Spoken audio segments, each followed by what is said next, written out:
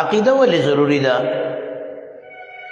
که د یو انسان د دلایلو په بنیاد باندې یو پخه عقیده موجود نه وي، نو دی به د خپل عقل د فیصلو د وجې نه د ډېرو خرابو سره مخامخ کیږي. د هغې تفصیل کې نه ځو، لکه قرآن چې نازلېده موږ به صرف هغه وخت واخلو چې هغه وخت کې چې کم خلق اول مخاطبو د مکې مشرکان هغې د یو آسماني کتاب په بنیاد عقیده نه لرله، نو هغې کم حالت ته رسېدلي وو.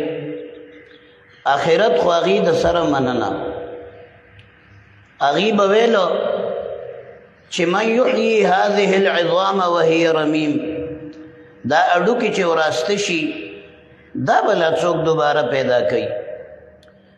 اذا ضللنا فی الارض انا لفی خلق جدید، موږ چې په دې ځمکه کې تس نس شو ولې بیا به هم لا موږ پیدا کېږو. دا ټولې خبرې به هغې د خپل عقل په تله باندې تللې. نو د آخرت په باره کې خو په دغه ګډو وډو باندې سرو، د عبادت په باره کې د هغې دا حالو. صحیح بخاری شریف کې د یو